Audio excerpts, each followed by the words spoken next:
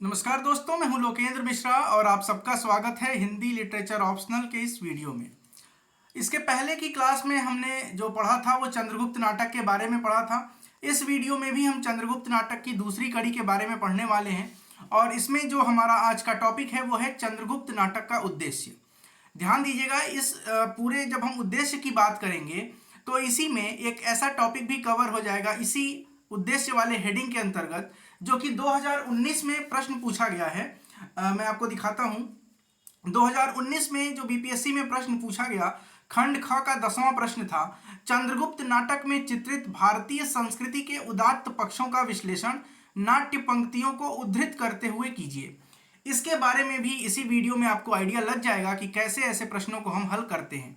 अब इसमें एक जो दूसरी बात लिखी गई है कि नाट्य पंक्तियों को उद्धृत करते हुए, तो इसी के लिए आपको नाटक पढ़ना आवश्यक हो जाता है कि इस नाटक में कौन से ऐसे संवाद हैं, कौन सी ऐसी पंक्ति है जो भारतीय संस्कृति के बारे में बताती है, उसके उदात्त पक्ष के बारे में जानकारी देती है।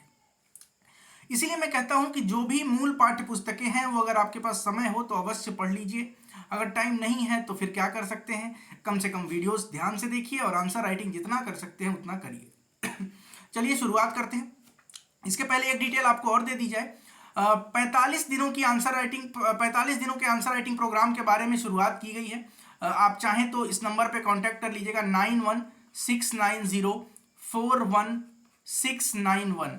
इस नंबर पे व्हाट्सएप करिएगा और आप डिटेल ले लीजिएगा। 45 दिन का है। 31 अक्टूबर तक अगर आप एडमिशन लेते हैं तो उसमें छूट भी मिलेगी आपको। छठ पूजा तक आप एडमिशन ले सकते हैं। 2 नवंबर से इसके प्रश्न स्टार्ट हो जाएंगे, इसलिए उसके पहले ही एडमिशन ले लीजिए अगर आपको आंसर राइटिंग करना है। चलिए बात करते हैं, चंद्रगुप्त नाटक के उद्देश्य के बारे में चर्चा करते हैं। देखिए, कोई भी नाटक, कोई भी कहानी, कोई भी रचना लिखी जाती है तो उस रचना का एक उद्देश्य होता है और यह आवश्यक नहीं है कि किसी रचना का एक ही उद्देश्य हो। किसी रचना के बहुत सारे उद्देश्य भी हो सकते हैं। और अगर हम बात करें किसी भी विधा की रचना की बात करें तो संभवतः अधिकांश आप कह सकते हैं कि एक से अधिक उद्देश्य को लेकर कोई रचना चलती है अपने साथ। तो ठीक वैसे ही अगर हम चंद्रगुप्त की बात करें तो इसमें भी बहुत सारे इसके उद्देश्य हैं इस नाटक के, उसके बारे में हम बात करेंगे। इसके पहले आपने कथावस्तु में समझा था कि यह मौर्य काल से संबंधित कहानी है।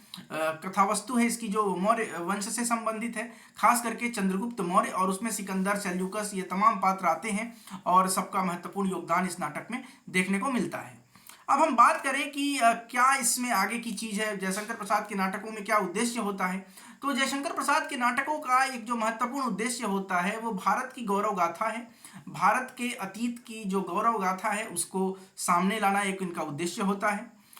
जैसे आप देख सकते हैं कि अपने नाटकों के उद्देश्य की ओर संकेत करते हुए प्रसाद ने विशाख की भूमिका में लिखा है, मेरी इच्छा भारतीय इतिहास के अप्रकाशित अंश से उन प्रकांड घटनाओं का दिग्दर्शन करने की है जिन्होंने हमारी वर्तमान स्थिति को बनाने का बहुत कुछ प्रयत्न किया और जिन पर वर्तमान साहित्यकारों की दृष्टि कम पड़ी है। यही एक कारण भी है कि प्रसाद के जो नाटक होते हैं वो कहीं ना कहीं ऐतिहासिक या पौराणिक पृष्ठभूमि पर आधारित होते हैं। इस तरह से हम बात करें चंद्रगुप्त नाटक की तो ये भी एक ऐसा ही नाटक है, इसके भी कुछ उद्देश्य हैं। अब हम बात करते हैं, सबसे पहले एक स्टेटमेंट है वो आप नोट कर सकते हैं। डॉक्टर दशरथ ओझा के अनुसार प्रसाद जी जिस प्रवृत्ति और उद्देश्य को नाटक निर्माण में तल्लीन हुए थे उसका चरम उत्कर्ष चंद्रगुप्त नाटक में प्रकट होता है। अब इसमें क्या क्या उद्देश्य है, तो सबसे पहला उद्देश्य जो है वो है राष्ट्रीयता का संदेश।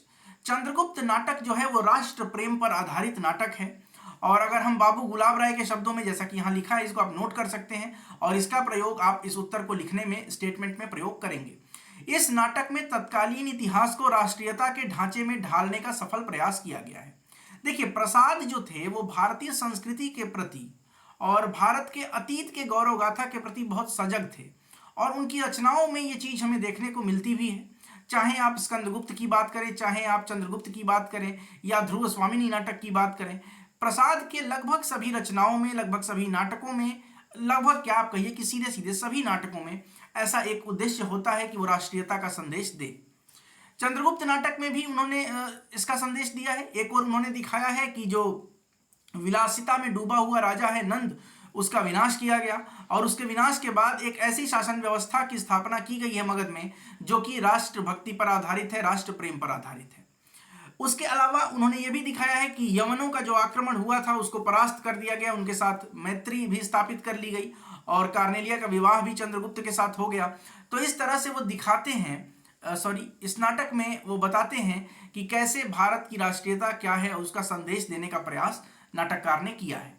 इसके अलावा आज अतीतकालीन भारतीय संस्कृति का वर्णन करते हुए वर्तमान को भी सुखद बनाने की प्रेरणा दी है। जैसे आप देख सकते हैं, ये स्टेटमेंट आप लिखेंगे, चाणक्य अपने शिष्यों चंद्रगुप्त और सिंहरण से क्या कहता है, मालव और मगध को भूलकर जब तुम आर्यवर्त का नाम लोगे, आर्यवर्त कहिएगा, आर्यवर्त का नाम लोगे तभी वह मिलेगा। ठीक है। सिंहरण अपने देश प्रेम को व्यक्त करता है किस स्टेटमेंट से, तो मेरा देश मालव नहीं गांधार भी है। देखिए पश्चिमोत्तर भारत की बात हो रही है जहां से यवनों का आक्रमण हुआ था। यही क्या समग्र आर्यवर्त है। इस तरह से कुछ स्टेटमेंट जो है वो आपको याद रखना पड़ेगा जब आप बताएंगे कि राष्ट्र प्रेम कैसे है इस नाटक में।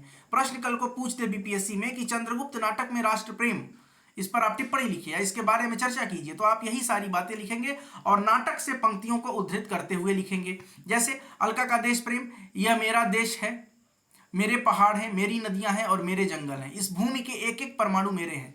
अगर आप नेशनलिज्म या राष्ट्रवाद की परिभाषा पर ध्यान देंगे, जो आपने इतिहास वगैरह में पढ़ा होगा, तो आप उसमें पढ़ते होंगे, उसकी व्याख्या में भी पढ़ते होंगे कि किसी मिट्टी, किसी देश की मिट्टी से, देश के लोगों से या देश के एक एक कण से जो प्रेम होता है वही राष्ट्रवाद होता है, वही कहीं ना कहीं नेशनलिज्म के लिए आप कह सकते हैं कि उत्तरदायी होता है।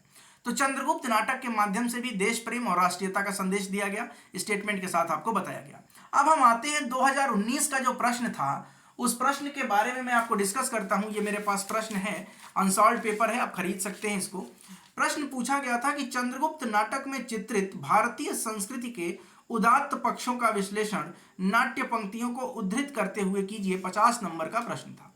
दरअसल ये जो मैं उद्देश्य वाले में ये जो सेकंड हेडिंग बता रहा हूं, यही इस प्रश्न का उत्तर है और ऐसे ही आपको लिखना है। थोड़ा विस्तार अपेक्षित है आपसे 50 नंबर के प्रश्न में, परंतु लिखना आपको यही चीज है। जैसे कि कैसे श्रेष्ठता का प्रतिपादन किया गया है, यहां पर उदात्त पक्ष लिखा है, तो नाटक भारतीय संस्कृति का उदात्त पक्ष ही उसकी श्रेष्ठता है। कैसे, तो इसका दूसरा उद्देश्य है संस्कृति की श्रेष्ठता को प्रतिपादित करना। प्रसाद ने ग्रीक और भारतीय संस्कृति के संघर्ष का चित्रण किया है और अंततः भारतीय संस्कृति को विजेता दिखाया है। इसका अर्थ है कि यहाँ पे भारतीय संस्कृति श्रेष्ठ है। सिंहरण और चंद्रगुप्त के चरित्र के माध्यम से भारतीयों की वीरता, साहस, निर्भीक, दृढ़ संकल्प आदि का चित्रण किया गया है। यही भारत की संस्कृति है। दूसरी ओर भारतीय मानवता पर प्रकाश डाला गया है। यही है उदात्त पक्ष, जिसकी बात प्रश्न में आपके की गई है। यह उदात्त पक्ष यही है। क्या है भाई, तो इसको आप स्टेटमेंट के साथ लिखना था, तो आप यहां पर ये वाला स्टेटमेंट भी दे सकते हैं, जैसे ये वाला, तुम लोगों को समय पर शस्त्र का प्रयोग करना पड़ेगा, परंतु अकारण रक्तपात नीति विरुद्ध है। याद रखिएगा, अकारण रक्तपात नीति विरुद्ध है। यह भारतीय संस्कृति की उदात्तता का परिचय भी दे रहा है और वर्तमान समय में भारतीय सरकार की अगर आप विदेश नीति से इसको जोड़ना चाहें तो आप जोड़ सकते हैं। नो फर्स्ट यूज के कॉन्सेप्ट है हमारे यहाँ न्यूक्लियर बम जो है, जो परमाणु बम है, उसके लिए भारत में नो फर्स्ट यूज का प्रिंसिपल फॉलो किया जाता है, सिद्धांत फॉलो किया जाता है। मतलब पहले हम उसका प्रयोग नहीं करेंगे, यदि हम पर कोई आक्रमण करेगा तब हम आक्रमण करेंगे। वही बात यहाँ पर चाणक्य भी कहते हैं और यही है भारतीय संस्कृति का उदात्त पक्ष। आगे बढ़ते हैं। चंद्रगुप्त आचार्य चाणक्य को आश्वासन देते हुए कहता है, आर्य, संसार भर की नीति और शिक्षा का अर्थ मैंने यही समझा है कि आत्मसम्मान के लिए मर मिटना ही दिव्य जीवन है। गुरुदेव, यह चंद्रगुप्त आपके चरणों की शपथ पूर्वक प्रतिज्ञा करता है कि यवन यहां कुछ न कर सकेंगे। इस प्रकार गुरु शिष्य के वार्तालाप द्वारा नाटककार ने भारतीय संस्कृति की श्रेष्ठता ही प्रतिपादित की है। भारतीय गुणों का प्रकाश यहाँ पे कैसे आप देखते हैं, तो चंद्रगुप्त जब सेल्यूकस निकेटर से यह बात कहता है कि भारतीय कृतघ्न नहीं होते, यह भी भारतीय संस्कृति की उदात्तता का पक्ष है। इसी प्रकार आर्य लोग किसी निमंत्रण को अस्वीकार नहीं करते। ठीक है। उसके अलावा आगे बढ़ते हैं इसी प्रश्न में। अगर इस प्रश्न को आपको 50 नंबर में लिखना है तो उसके बारे में थोड़ी सी और बात करते हैं। देखिए, आचार्य चाणक्य के माध्यम से ब्राह्मण धर्म की श्रेष्ठता प्रतिपादित करने के साथ साथ गुरु की महानता का भी उल्लेख किया गया है। कैसे, आचार्य चाणक्य जब आंभिक से इस नाटक में कहते हैं कि राजकुमार ब्राह्मण न किसी राज्य में रहता है और न किसी के अन्न पर पलता है, स्वराज्य में विचरता है और अमृत होकर जीता है, प्रकृति के कल्याण के लिए अपने ज्ञान का दान देता है। नंद के दरबार में भी पहुंचकर चाणक्य अमात्य राक्षस से जो बात कहते हैं, यदि अमात्य ने ब्राह्मण विनाश करने का विचार किया है तो जन्मभूमि की भलाई के लिए उसका त्याग कर दें, क्योंकि राष्ट्र का शुभ चिंतन केवल ब्राह्मण ही कर सकते हैं। यहाँ पर दरअसल ब्राह्मणों को ऊंचा दिखाने का प्रयास किया गया है, और कहीं ना कहीं अगर वर्तमान दलित विमर्श की दृष्टि से इसको हम देखें, साहित्य के दलित विमर्श की दृष्टि से देखें, तो कहीं ना कहीं ये ठीक ठाक नहीं दिखता है, और इसके लिए ये एक आप आलोचना का पक्ष भी लिख सकते हैं। आगे बढ़ते हैं। मगध के बंदी गृह में वररुचि क्या कहते हैं? वररुचि के समझाने पर चाणक्य उसकी भर्त्सना करते हैं और कहते हैं, भिक्षोपजीवी ब्राह्मण लोहे और सोने के सामने सिर झुकाने के लिए हम लोग ब्राह्मण नहीं बने हैं। ठीक है, तो यहाँ पर ब्राह्मण धर्म के बारे में, ब्राह्मणों के बारे में थोड़ा सा उनको ऊंचा दिखाने का प्रयास इस नाटक में किया गया है, जो कि तत्कालीन समय की सच्चाई भी हुआ करती थी। आगे बढ़ते हैं। इस प्रकार चंद्रगुप्त में सर्वत्र ब्राह्मणों का महत्व ही प्रदर्शित किया गया है, और महात्मा दंडायन के माध्यम से ब्राह्मण के तप, त्याग और शील के बारे में भी बताया गया है, और उनके गुणों के बारे में बताया गया है। तो खैर, ये वाला जो पार्ट है, ये वाला पार्ट, ये ब्राह्मण वाला जो इसमें बात कही गई है, ये कहीं ना कहीं यदि आपसे ये पूछे कि चंद्रगुप्त नाटक में जाति के बारे में क्या कहा गया है, किस जाति को ऊंचा दिखाया गया है, जातीयता के बारे में प्रश्न आए, तो उसमें आप आराम से इसको लिख सकते हैं। आगे बढ़ते हैं। युगीन समस्याओं का चित्रण और समाधान किस प्रकार से किया गया है, यह भी एक उद्देश्य है इस नाटक का। तत्कालीन समय की समस्याओं का समाधान कैसे प्रस्तुत किया गया है, तो नाटककार ने बहुत तरह की समस्याएं दिखाई हैं। आप देखिए चंद्रगुप्त नाटक में समस्या क्या है। सबसे बड़ी समस्या है पारस्परिक वैमनस्य। आंभिक को देखिए और उसके साथ साथ चंद्रगुप्त को देखिए, दोनों में वैमनस्य है। उसके बाद से देशवासी जो हैं वो खुद ही शत्रु का समर्थन करते हैं। राजा विलासिता का जीवन जीता है। नंद की बात करें, उच्छृंखलता है, धार्मिक संघर्ष है, वर्णाश्रम कलह आदि के बारे में भी बताया गया है। केवल प्रसाद बताते नहीं है, प्रसाद इसका समाधान भी देते हैं, और समाधान कैसे देते हैं इसके बारे में भी हम बात करेंगे। सिंहरण जब पारस्परिक वैमनस्य को दिखाता है, मतलब अपने स्टेटमेंट से कहता है, क्या कहता है, उत्तरापथ के खंड राज्य द्वेष जर्जर है। आंभिक द्वारा यवन पक्ष का समर्थन कराकर नाटककार ने देशवासियों की कायरता और गद्दारी को भी दिखाया है। जय कैसे, तो ये देखिए यहाँ पे आप, अलका जब अपने भाई के कुकर्मों के बारे में अपने पिता से कहती है, गांधार नरेश से कहती है, कुलपुत्रों के रक्त से आर्यवर्त की भूमि सींचेगी, दानवी बनकर जननी जन्मभूमि अपनी संतान को खाएगी महाराज। तो ये सब स्टेटमेंट जो है वो आप चाहें तो लिख सकते हैं। फिर नंद की विलासिता का उल्लेख किया गया है कि अटैक हो रहा है, नंद को कोई उससे परवाह ही नहीं है नंद को, तो ये चीज है। इसके अलावा नंद की विलासिता और उसकी अयोग्यता के अलावा राक्षस और चाणक्य के संघर्ष द्वारा बौद्ध व ब्राह्मण धर्म के संघर्ष को भी चित्रित किया गया है। देखिए तत्कालीन समय में एक बौद्ध धर्म था और उसके साथ साथ ब्राह्मण धर्म था। तो ब्राह्मण धर्म का प्रतिनिधि यहाँ पर है चाणक्य, और बौद्ध धर्म का प्रतिनिधि यहाँ पर कहीं ना कहीं है अमात्य राक्षस। अब इन दोनों के बीच का जो संघर्ष है वो बौद्धों और ब्राह्मणों के बीच के संघर्ष के रूप में भी आप समझ सकते हैं।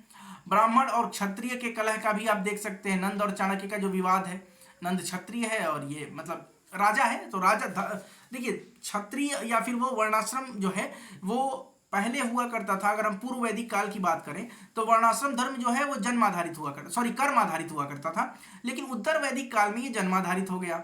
अब यहाँ पर देखिए नैतिक शिक्षा क्या मिलती है, चंद्रगुप्त नाटक के माध्यम से नैतिक शिक्षा भी देते हैं। कैसे शिक्षा देते हैं, तो देखिए यहाँ पे सेल्यूकस चंद्रगुप्त की व्याघ्र से रक्षा करता है, इसलिए वह उसके प्राण नहीं लेता। वह उससे पूछता है, यवन सेनापति मार्ग चाहते हो या युद्ध, मुझ पर कृतज्ञता का बोध है तुम्हारा जीवन। सिकंदर के घायल हो जाने पर सिंहरण सेल्यूकस से युद्ध न करके सिकंदर की सेवा का आदेश देता है। सिंहरण कहता है कि यवन दुस्साहस न कर, तुम्हारे सम्राट की अवस्था शोचनीय है। तो यहाँ पर ये नैतिक शिक्षा भी दिखाई गई है, जाओ इनकी सेवा वगैरह करो, ठीक है। उसके बाद छात्र धर्म की महत्ता, छात्र मतलब क्षत्रिय, क्षत्रिय धर्म की महत्ता भी दिखाई गई है और क्षत्रिय धर्म को सर्वश्रेष्ठ यहाँ पर सिद्ध किया गया है। समय आ गया है कि शूद्र राज सिंहासन से हट जाए और सच्चे क्षत्रिय मूर्धाभिषिक्त हों। अपने उद्देश्य में ये सारी बातें आप लिख सकते हैं उसमें। ब्राह्मण मगध को क्षत्रिय के शस्त्र धारण करने पर आर्तवाणी नहीं सुनाई पड़नी चाहिए। मौर्य चंद्रगुप्त वैसा ही क्षत्रिय प्रमाणित होगा। हालांकि इतिहास की दृष्टि से चंद्रगुप्त मौर्य की जाति के बारे में बहुत जानकारी नहीं मिलती है और ये विवादास्पद विषय भी है। खैर, आध्यात्मिकता की प्रेरणा भी दी जाती है। चंद्रगुप्त में अंत में नाटककार ने आध्यात्मिकता दिखाया है। कैसे, देखिए भारतीय संस्कृति में 4 आश्रम होते हैं और वानप्रस्थ और संन्यास आश्रम ये अंतिम आश्रम है, मतलब 50 से 75 वानप्रस्थ और फिर संन्यास आश्रम। ये जो 2 आश्रम है वानप्रस्थ और संन्यास आश्रम, इनका भी विशेष महत्व है और यहाँ पर यह भी बताया गया है। जैसे आचार्य चाणक्य चंद्रगुप्त नाटक के कर्णधार और राजनीति के सूत्रधार हैं। अंत में ब्रह्म में लीन होने के लिए वो दांड्यवन में तपोवन के लिए दांड्यवन के तपोवन में पहुंच जाते हैं। तपोवन में पहुंचकर सभी को आनंद की प्राप्ति होती है। सुहासिनी राक्षस से कहती है, अमात्य राक्षस से, आर्यों का तपोवन इन राग द्वेषों से परे है। तो मतलब आध्यात्मिकता भी वहां पे दिखाई गई है। और ये सब जो स्टेटमेंट है इसको आप स्क्रीनशॉट लेकर रख सकते हैं और इसको आप लिख सकते हैं। आचार्य चाणक्य चले जाते हैं और फिर वहां पे जाके ध्यान मग्न हो जाते हैं। और बाकी नीचे का आप स्टेटमेंट एक बार देख लीजिएगा और चाहे तो आप इसका स्क्रीनशॉट एक बार ले लीजिए और इसको पढ़ लीजिएगा। तो इस नाटक के इस पार्ट में जो हमने बात की वो यही बात की है कि इसका उद्देश्य क्या था। इसके अलावा चंद्रगुप्त के पिता ध्यानस्थ चाणक्य का वध करना चाहते हैं परंतु वे सफल नहीं हो पाए। चंद्रगुप्त इस कर्म की निंदा करता है परंतु चाणक्य क्षमा कर देते हैं। तो भारतीय संस्कृति में क्षमा करने का भी एक प्रचलन जो है वो भी एक उसकी उदात्तता का ही प्रमाण है। और आप चाहें तो इसको भी उस प्रश्न में जो आपको प्रश्न 2019 में पूछा गया था, जो कि मैंने अभी आपको बताया, इसमें आप इसको लिख सकते हैं। क्लियर है? तो इस तरह से और अंत में चाणक्य के माध्यम से ब्रह्म शक्ति में लीन होने की प्रेरणा दी गई है, ये आप लिख सकते हैं। तो कुल मिलाकर आज के इस वीडियो में हमने बात की कि चंद्रगुप्त नाटक का उद्देश्य क्या है, चंद्रगुप्त नाटक में ब्राह्मण धर्म क्षत्रिय धर्म की क्या बात चर्चा की गई है। उसके अलावा हमने देखा कि इस भारतीय संस्कृति के उदात्त पक्ष या फिर आप ये कहिए कि भारतीय संस्कृति की श्रेष्ठता कैसे प्रदर्शित की गई है या उसको कैसे प्रतिपादित किया गया है, ये भी हमने समझा। इस वीडियो में बस इतना ही। इसके आगे के वीडियो में हम और सारी बातें समझेंगे। लगभग 2-3 वीडियो और आएंगे चंद्रगुप्त पे, जिसमें हम भाषा, रंगमंचीयता, प्रसाद की नाट्यकला, ये सारी बातें समझेंगे। बहुत बहुत धन्यवाद ये वीडियो देखने के लिए। अगर दोस्तों वीडियो अच्छा लगता है तो लाइक करें, कमेंट करें, शेयर करें। चैनल को सब्सक्राइब नहीं किया है तो चैनल को सब्सक्राइब कर लीजिए। डिस्क्रिप्शन में टेलीग्राम चैनल का लिंक है, उससे जुड़ जाइए। बहुत बहुत धन्यवाद। मिलते हैं दोस्तों नेक्स्ट वीडियो।